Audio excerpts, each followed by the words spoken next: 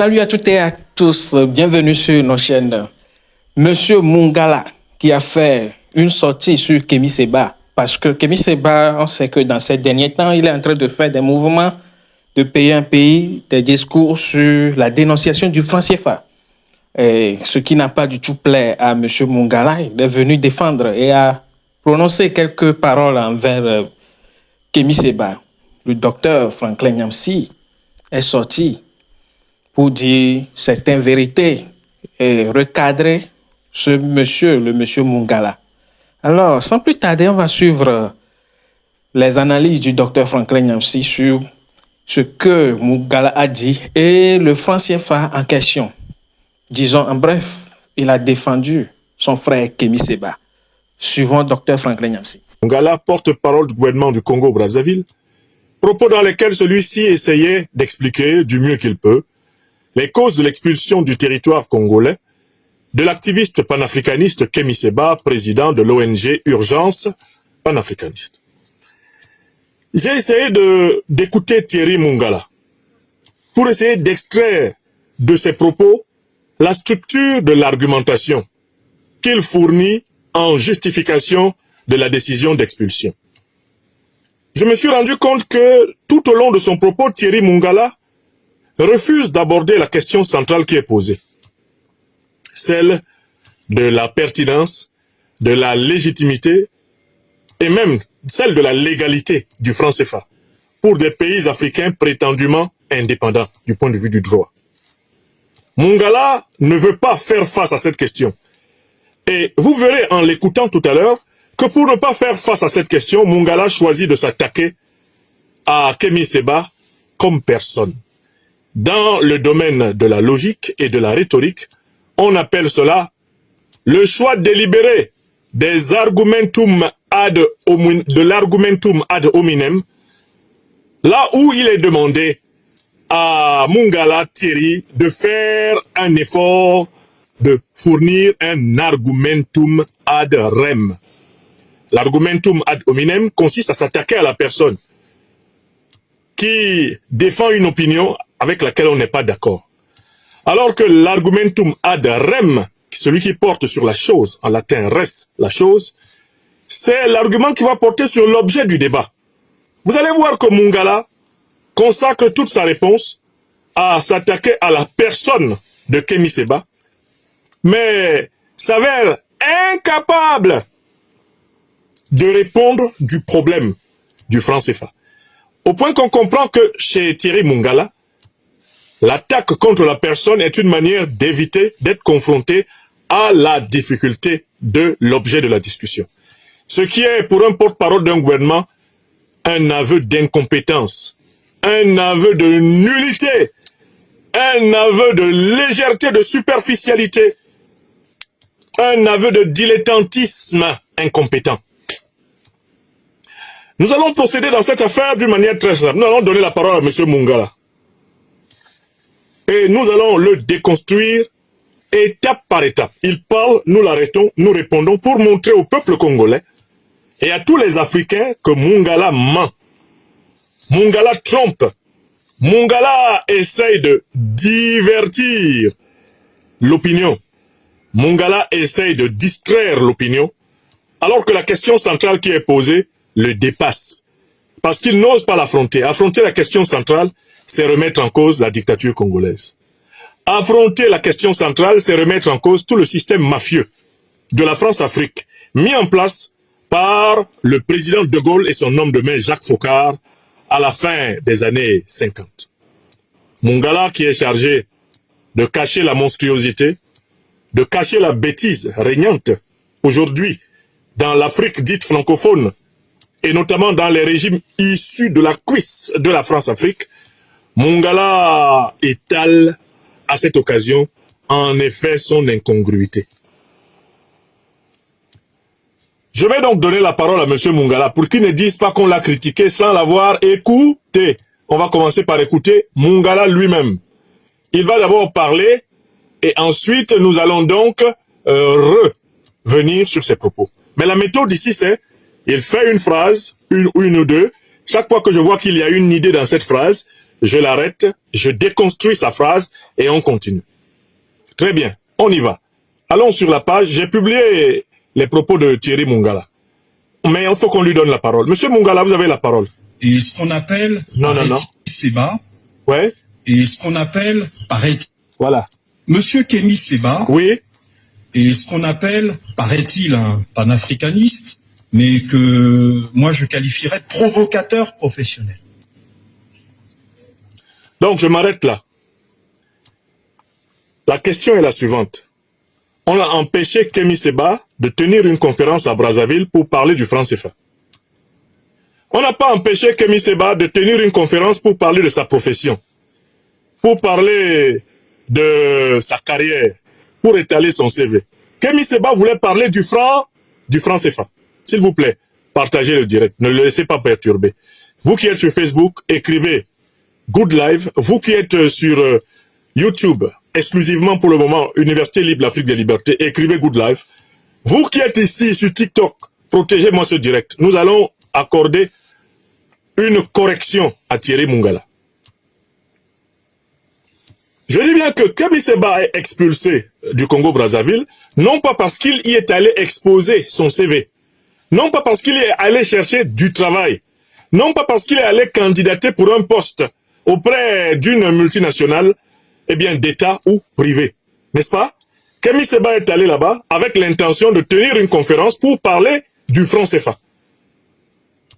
La monnaie qui a été créée par la République française en 1945 pour continuer à exploiter avantageusement une quinzaine de pays africains. C'est pour cela que Kémy Seba est allé là-bas. Mais vous entendez Mungala qui commence à parler de Kémy Seba, lui il s'intéresse à quoi? Il s'intéresse à la profession de Kémy Seba. Déjà, dès le départ de la réponse, Mungala ne veut pas affronter le problème. Il ne veut pas parler du franc CFA. Il veut nous distraire en s'attaquant à Kémy Seba. Et regardez comment ce porte-parole du gouvernement congolais s'attaque misérablement à l'activiste panafricaniste. Provocateur professionnel. Je crois qu'il faut que vous éclairiez vos lecteurs, non pas sous le prisme congolo-congolais, en essayant toujours de diaboliser le gouvernement qui prendrait, semble-t-il, des mesures attentatoires à la liberté d'expression. Mungala dit clairement aux journalistes, ne parlons pas du Congo. Ne regardons pas les problèmes que les Congolais ont avec les Congolais. Ne regardons pas la dictature de Sassou Nguesso, qui depuis 1997 écrase toute opposition au Congo, réduit au silence et à l'exil toute opposition. Ne regardons pas cela. Ne regardons pas la famille Sassou Nguesso, qui s'est enrichie de manière ostentatoire devant le peuple congolais avec les fonds publics congolais. Ne regardons pas tous les scandales liés au bien mal acquis par Sassou, par ses fils, etc. Ne regardons pas l'implication de cette dictature dans la descente aux enfers du Gabon avec la promotion de la solidarité des dynasties. Ne regardons pas ça du tout. Donc Mungala décide de s'attaquer à la personne de Kémy Seba pour empêcher les Congolais de parler du Congo. Il s'attaque à la personne de Kémy Seba parce qu'il ne faut pas qu'on sache que c'est avec le soutien de la France contre le régime de Pascal Lissouba que Denis Sassou Nguesso est revenu au pouvoir après une guerre atroce ayant provoqué des dizaines de milliers, voire des centaines de milliers, voire peut-être même 1 million de morts. Il ne faut pas parler de ça. Dis Mungala, ne parlez pas du Congo, ô Congolais. Le Congo ne vous appartient pas. Parlons de Kémy Seba et intéressons-nous au CV de Kémy Seba. Où est la démarche? Continuons d'écouter Mungala. Allez, au travail, monsieur le divertisseur. Ce même monsieur Kémy Seba avait une double nationalité. Voilà. Française et béninoise. Donc, il s'attaque à Kémy Seba après s'être attaqué au CV. Kémy Seba n'a pas de profession, sa seule profession c'est provocateur. Il s'attaque maintenant à Kémy Seba sur la base de son passé citoyen. Né de parents bénino-français, né en France, Kémy Seba a bénéficié jusqu'il y a quelques mois, ou à peu près 1 an, de la nationalité française, en vertu même du droit du sol. Mungala s'attaque à lui. En partant du principe que si on a la nationalité française et qu'on a également une nationalité africaine, on n'est pas panafricaniste. Et par là, Mungala manifeste son ignorance de ce que c'est que le panafricanisme. Je tiens à vous faire remarquer que le panafricanisme a été créé comme idéologie par des descendants d'esclaves noirs en Amérique du Nord. Ils étaient américains. Ils étaient jamaïcains. Ils étaient antillais. Ceux qui ont élaboré l'idéologie du panafricanisme. Ils n'étaient pas de nationalité africaine. D'accord? Dans la deuxième phase du panafricanisme, cette idéologie s'implante en Europe continentale, en Angleterre et progressivement, alors en Europe continentale, en France, etc. Troisième phase de l'idéologie panafricaniste, elle est rapatriée à travers le mouvement de la négritude et la lutte des indépendances. Cette idéologie est rapatriée, notamment à partir des années 30, mouvement de la négritude, jusqu'à nos jours, elle est rapatriée amplement en Afrique. Je tiens à enseigner au peuple africain du monde que l'idéologie panafricaniste a été pensée par des descendants d'esclaves noirs aux États-Unis, c'est-à-dire des citoyens américains. Cette idéologie par la suite a été reprise par des descendants de colonisés et d'esclaves, eh bien en Angleterre et en Europe. Et c'est seulement dans la troisième phase que l'idéologie panafricaniste va venir sur le continent africain et épouser les luttes des indépendances. Écrivez ça. Donc quand vous parlez à un panafricaniste, l'argument qui consiste à lui dire qu'avoir une autre nationalité, ce n'est pas être panafricaniste, c'est un aveu de votre ignorance de l'histoire du panafricanisme.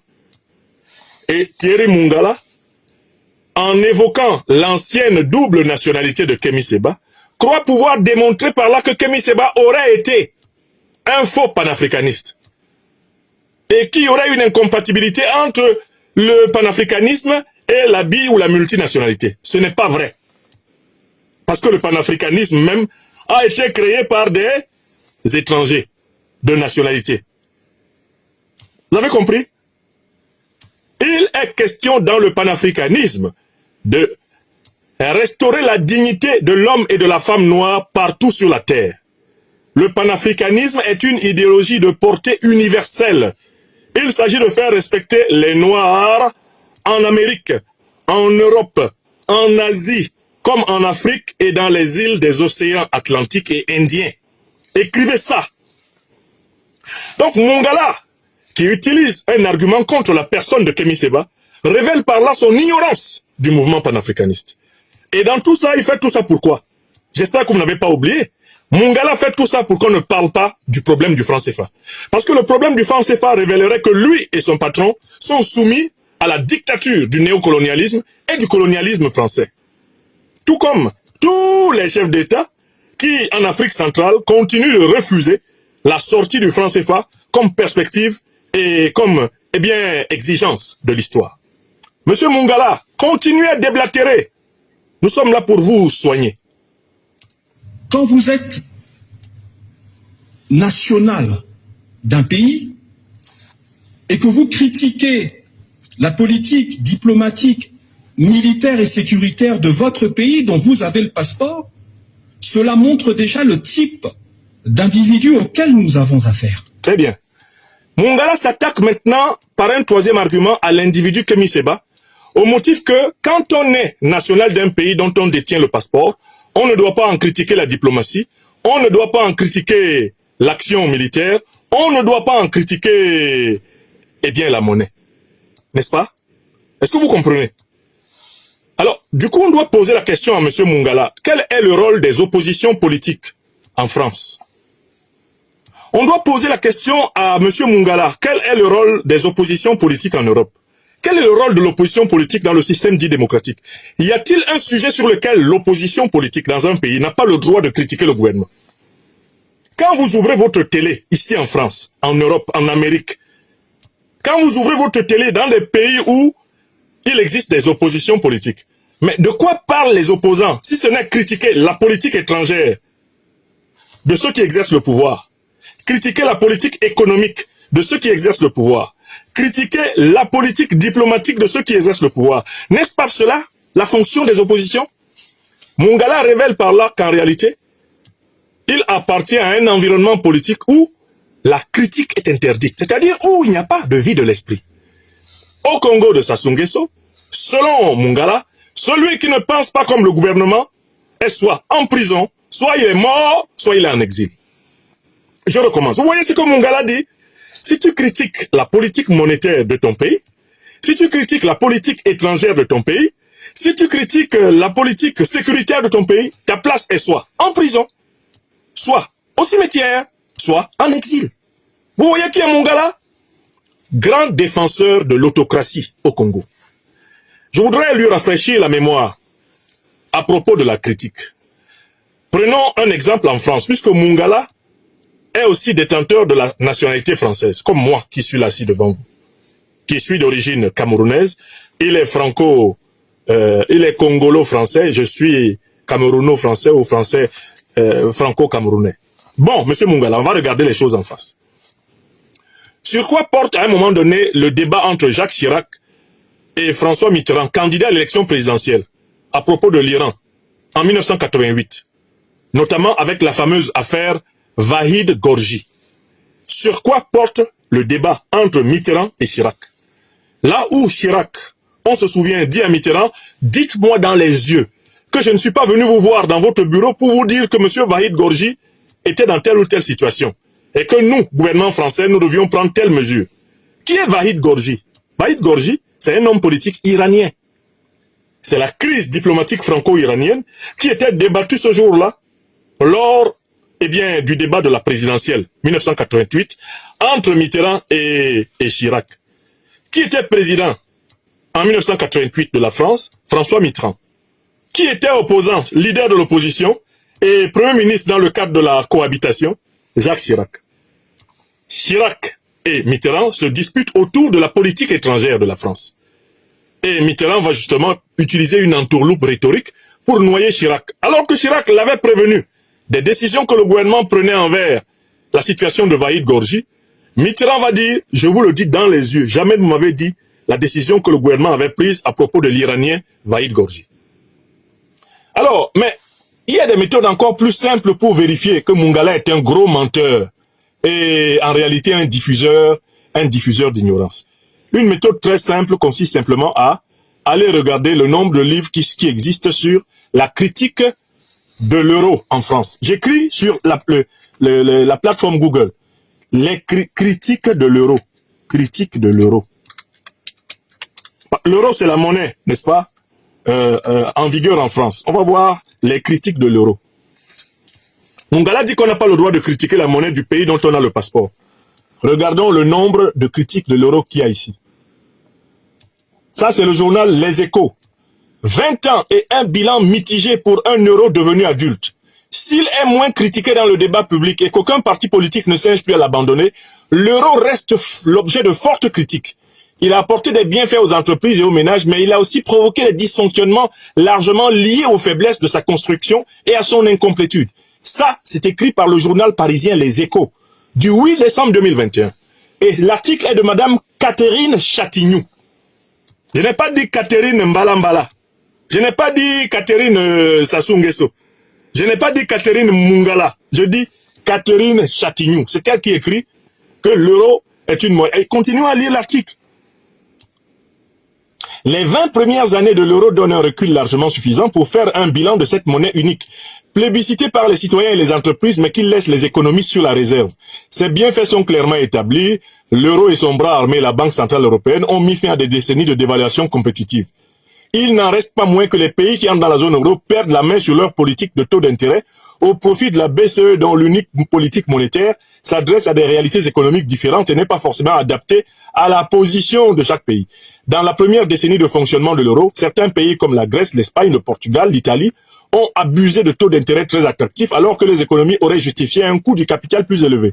Cela a provoqué une surchauffe marquée par une dérive des prix et des salaires qui a érodé leur compétitivité ainsi qu'un emballement du crédit. Dites-moi, vous qui vivez en Europe, en France, vous n'avez pas lu des tas d'articles comme ça? Est-ce que vous n'avez pas lu des tas d'articles critiquant les monnaies? Maintenant, je prends un autre exemple, la critique du dollar. Mungala dit que quand on est américain, on n'a pas le droit de critiquer le dollar. C'est ce que dit Mungala, hein? Ok, maintenant on va chercher s'il existe des critiques du dollar. Critique du dollar. Je tape ça sur Google. Pour vous montrer que le porte-parole du gouvernement de Sassou Nguesso est un gros menteur. Et un grossier diffuseurs de l'ignorance. Là, c'est un article du Monde diplomatique. Le Monde diplomatique de novembre 2023, c'est pages 8 et 9, écrit ceci. Est-ce vraiment la fin du dollar? La tenue de sommet des BRICS s'est accompagnée de déclarations officielles dénonçant la place de la monnaie américaine dans l'économie mondiale. Moscou et Brasilia ont annoncé vouloir limiter leur exposition au biais vert. Mais suffit-il de déclarer la fin de l'hégémonie du dollar pour la faire advenir? Est-ce que c'est pas une chose banale, la critique du dollar? Ok. Comme il faut que ce soit des Américains qui la critiquent, j'écris la formule en anglais. Criticizing dollar. Criticizing dollar. I'll write it in English, so I will have many American people criticizing dollar. Criticizing dollar. Qu'est-ce que je trouve pour criticizing dollar?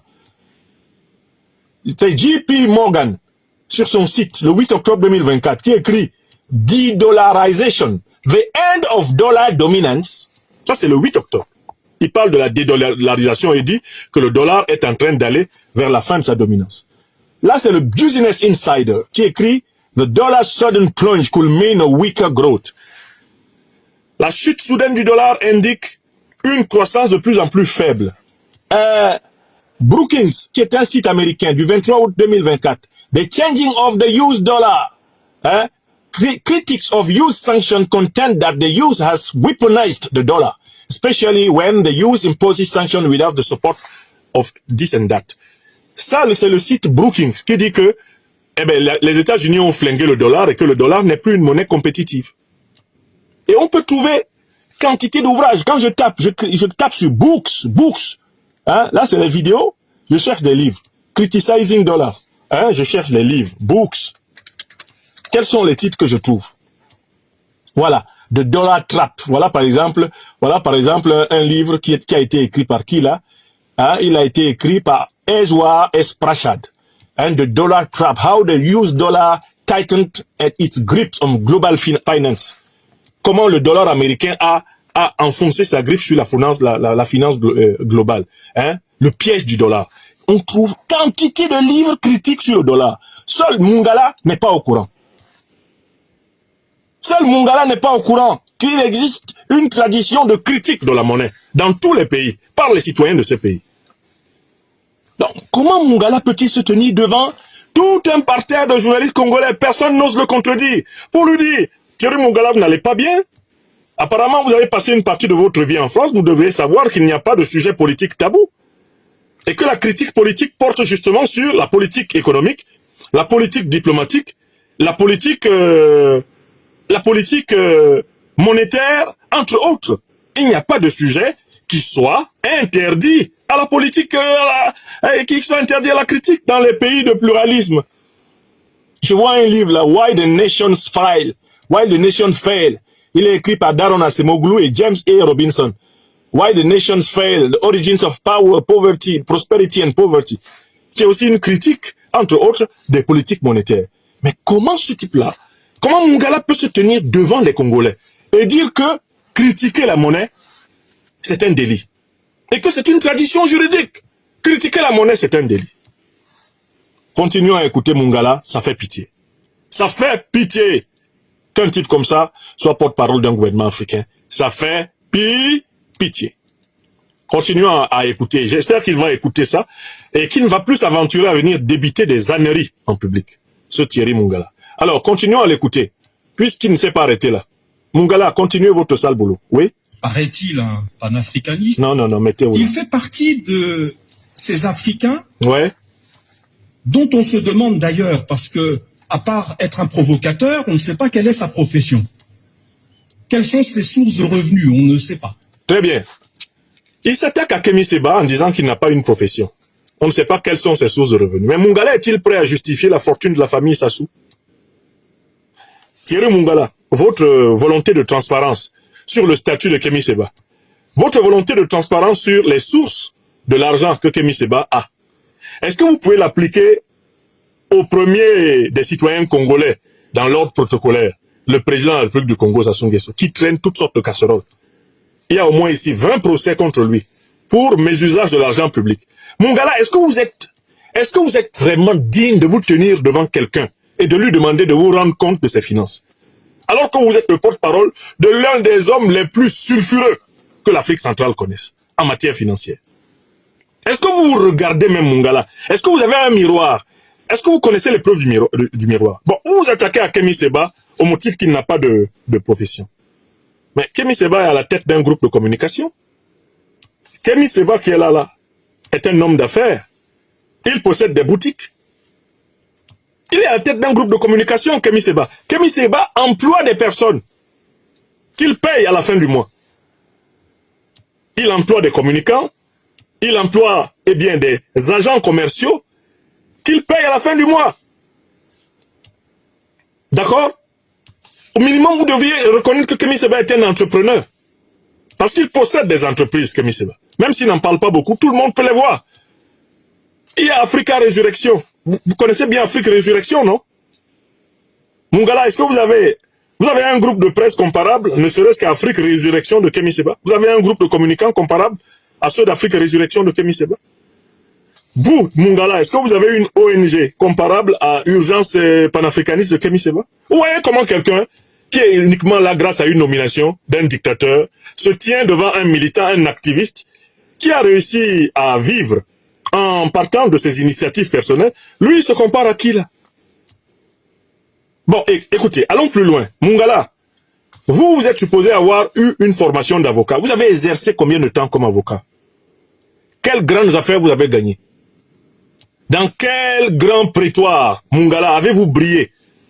Parce qu'on se souvient, on connaît les grands avocats. Les grands avocats de ce temps, nous en avons quelques-uns. Maître Ndjifutawo Woshawo Aboubekr, on le voit au four et au moulin, à la défense de l'Afrique. Maître Alexis ou Maître Sylvain Senda, Maître Daniel Babin, Maître Eléa Tangan, on les voit là, on les voit, Mungala. Ceux qui méritent d'être appelés avocats de l'Afrique, là, on les voit. On voit Juan Branco en train de défendre des grandes causes. Vous êtes avocat de quoi? Vous êtes avocat de quoi? Mungala, quelle affaire célèbre avez-vous défendu? Moi, certains de mes avocats sont déjà dans le Dalloz, l'encyclopédie de référence du droit français, de la jurisprudence française. Les avocats qui me défendent là, ils sont déjà reconnus par la science juridique et judiciaire française. Et vous, Mungala, on écrit sur votre CV sur Wikipédia que vous auriez été avocat. Mais un avocat si vite? Un avocat éphémère, un avocat clignotant, un avocat transparent? Vous pensez que les panafricanistes ont un problème de profession? Bon, celui qui s'adresse à vous est professeur de philosophie depuis ses 21 ans. J'ai commencé à enseigner la première fois de ma vie en 1993. 1993. Jusqu'à maintenant, ça fait combien d'années que j'ai enseigné sur la terre? Au Cameroun, en Côte d'Ivoire, en France, et maintenant à travers toute l'Afrique de l'Ouest, notamment au Mali, bientôt au Niger. J'ai même enseigné en Turquie. Mungala, vous pensez qu'on est panafricaniste par chômage? Qu'on est panafricaniste parce qu'on s'ennuie? Regardez nos parcours. C'est un choix pour émanciper le peuple africain. Vous comprenez? Donc lui, il dit que... Bon, lui, il avait quelle profession, Mungala? Quand il était ici en France, là, il a fait quoi de bon? Il s'est fait remarquer dans quel prétoire? Mungala, parlez-nous des grandes affaires que vous gagnâtes. On connaît ici des noms comme celui de Vergès, comme celui de Roland Dumas. On connaît ces noms-là. Mais on ne vous connaît pas, Mungala. Donc, vous avez été avocat de quoi?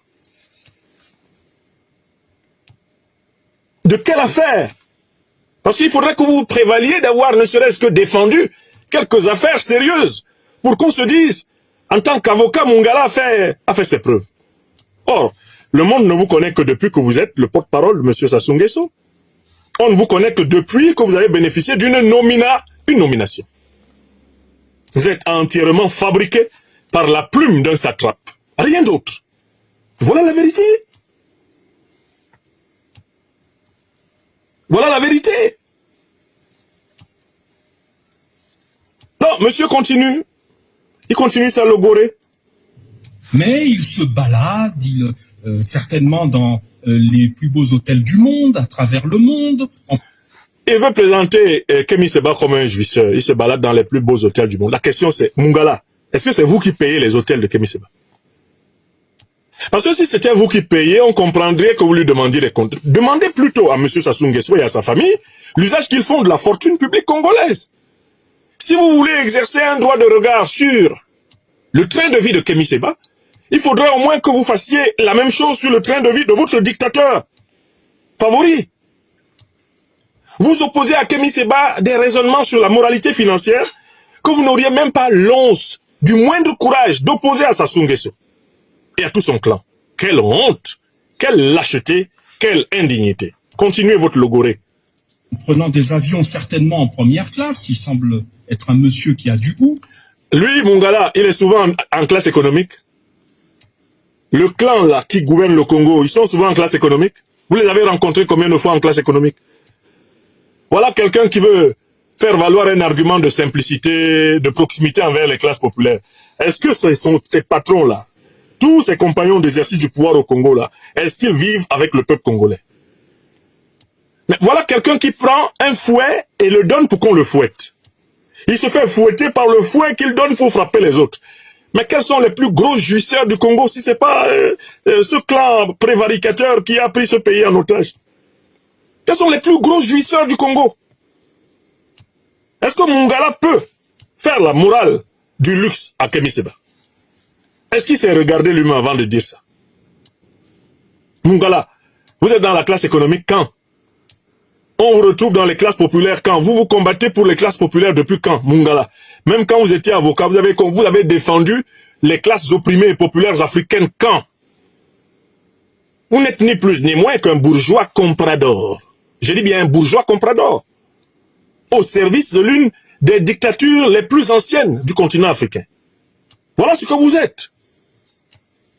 Au lieu de vous regarder vous-même, vous utilisez votre portrait pour tenter de décrire Kémy Séba. On continue? Et il se promène comme ça à travers le monde. On ne sait pas trop par qui il serait financé.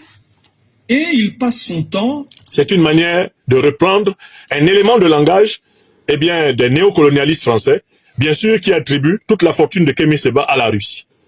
Il ne manquerait plus que de dire c'est Wagner, Wagner, Wagner, Wagner, Wagner. Comme ils ont pris l'habitude d'aboyer là. Wagner, Wagner, Wagner, Wagner. Il ne manquerait plus que ça, mon gars là.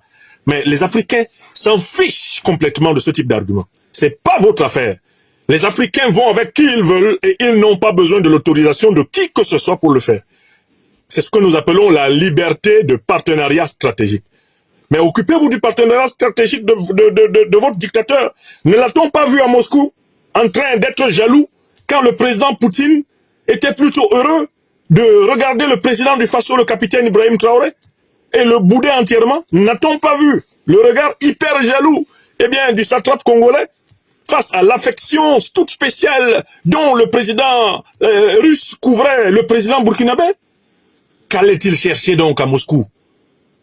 Si ce n'est des moyens pour consolider son pouvoir en ces temps difficiles pour le parrain, néocolonialiste français. Qu'allait chercher, le président Sassou Nguesso en Russie? Si maintenant Mungala peut essayer de suggérer que Kémy Séba c'est l'homme des Russes, mais votre patron, il allait chercher quoi en Russie? Non, il allait chercher quoi? Quand il expliquait comment, nous avons tellement souffert. Ça n'a pas été facile d'arriver à Moscou. Notre avion, on a dû passer par l'Azerbaïdjan. Mais président Poutine, nous avons affronté des difficultés exceptionnelles. Quand il disait ça pour flatter Poutine, Mungala était où? Non, c'est sur Kémy Séba que ça devient un problème. Quand c'est ton patron qui flatte Poutine là, c'est bon. D'accord? C'est Kémy Séba qui n'a pas le droit d'avoir des amis en Russie. Parce que sinon, vous n'êtes pas content. Mais on s'en fout de vous. Votre point de vue ne compte plus. Pour les Africains libres et souverains. Votre point de vue ne compte plus. On va où on veut. On va où on veut. L'esprit souffle où il peut. Et où il veut. D'accord, mon gars là? Dans la provocation. Il passe son temps dans la provocation. Alors, il est arrivé... Mais cette notion de provocation, elle est présentée comme si elle était une notion négative. Mais il faut provoquer le débat. Kémy Séba était au Congo pour provoquer le débat. toute société vivante a besoin de gens qui provoquent le débat. Des gens qui créent des conditions de la discussion, des gens qui attirent l'attention du peuple. Provocateur, c'est plutôt, en réalité, une qualité que vous reconnaissez à Kémy Séba. Il a le droit. Ici, en Normandie, il y a plus de 60 ans, un penseur très connu, qui s'appelle Alain, de son vrai nom Émile Chartier, disait « Mais penser, c'est pouvoir dire non. Si on peut te forcer en plein jour de dire qu'il fait nuit, nul ne peut t'obliger à le penser. Car nul n'a de pouvoir sur le jugement intérieur. » Ainsi parlait Émile Chartier, dit Alain. Ici, en Normandie, où vous avez vécu, Mungala, le philosophe de référence, le plus fréquent, Alain, est connu pour avoir souligné l'importance de la critique, de la provocation intellectuelle, de la contestation, l'importance du dissentiment, du désaccord, de l'objection, comme condition de la vie de la société. N'est-ce pas ici même en France, Mungala, qu'on vous a appris que se poser des questions est plus important que se contenter des réponses? Que la philosophie, cette discipline par laquelle s'achève la formation, au cycle secondaire, n'a de valeur que parce qu'elle met en valeur les questions. Et parce qu'elle souligne avec Karl Jaspers que les questions ont plus de valeur que les réponses. Car les questions nous maintiennent dans le chemin et l'éveil de la pensée. Mais comment peut-on questionner sans provoquer? C'est-à-dire sans aller vers quelque chose qui n'est pas évident. Comment peut-on penser dans une société si on ne libère pas les objecteurs, les contestataires, si on ne libère pas ceux qui prennent d'autres chemins et qui ainsi nous permettent de dilater notre esprit vers des hypothèses qui seraient autrement non imaginables? Oui, Mungala. Mais si vous dites que Kémy est un provocateur, c'est-à-dire que Kémy pense plus que vous, puisque vous, vous êtes un zélateur, vous êtes un laudateur, vous êtes un rhapsode, vous êtes un perroquet. Il vaut mieux avoir des provocateurs dans une société que des perroquets comme Mungala. Je préfère 1000 fois un Congo avec des provocateurs qu'un Congo avec des zélateurs, des laudateurs, des perroquets, des béni-oui-oui, des lèche-culs. Comme Mungala. On n'a jamais fait progresser une société avec ce type de larbin, d'individus couchés, reptilisés, décérébrés, lobotomisés, zombisés, d'individus réduits à l'existence larvaire. On n'a jamais rien produit de bon avec ça. Quel pays s'est développé avec des gens qui interdisent la critique, avec des gens qui interdisent la pensée, avec des gens qui interdisent la recherche scientifique, avec des gens qui interdisent la multiplicité des points de vue? Ça s'est passé où? Vous avez vu ça où? Mungala. On comprend pourquoi le Congo est là. Pourquoi le Cameroun est là, derrière comme les fesses. À cause de gens comme vous. Dès que vous avez un poste, on ne peut plus rien dire. Dès que vous avez un petit poste, on ne peut plus rien dire. Vous oubliez même la tradition culturelle dont vous venez. Celle ne serait-ce que de l'arbre à palabre au village, où le chef de village est assis et les notabilités autour de lui permettent qu'on écoute les deux points de vue de ceux qui ne sont pas d'accord. Même dans nos villages là, le désaccord est prévu.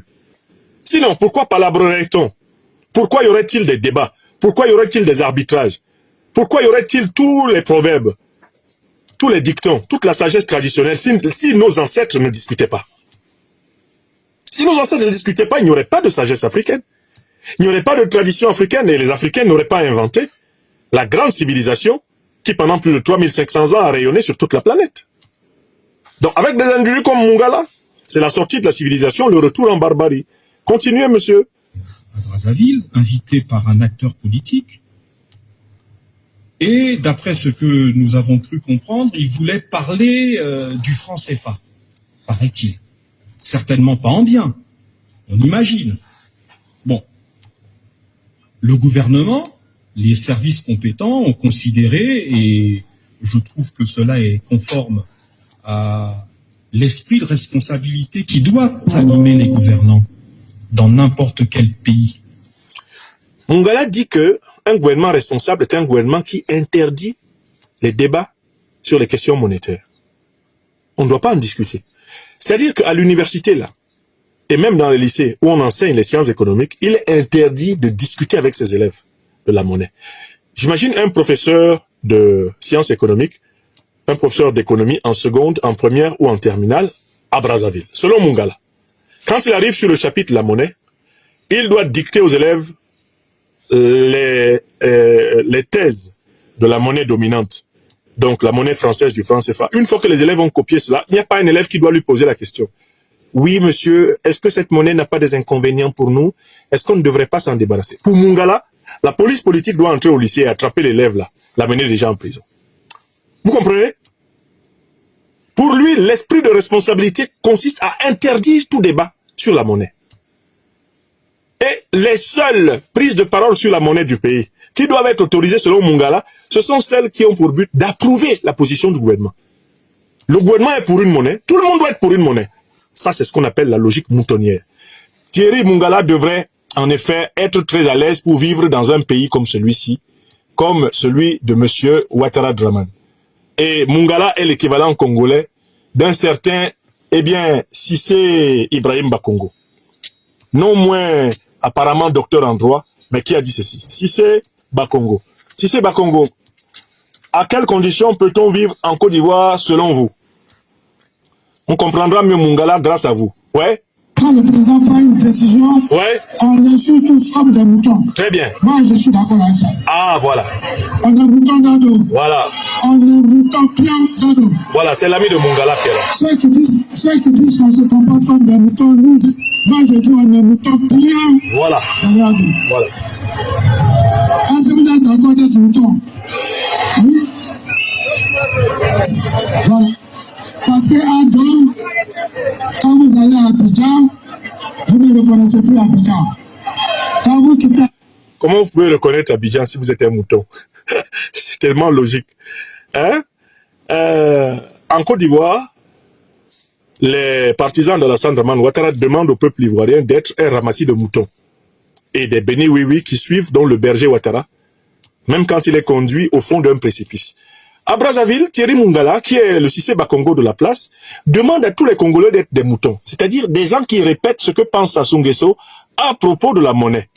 Et écoutons donc ce que l'on doit penser au Congo, selon Thierry Mungala. Mungala, venez donc nous dire ce qu'on doit penser au Congo de cette monnaie. Vous avez la parole, Mungala. Ouais? Que doit-on penser? Il passe son temps dans la provocation. Ouais.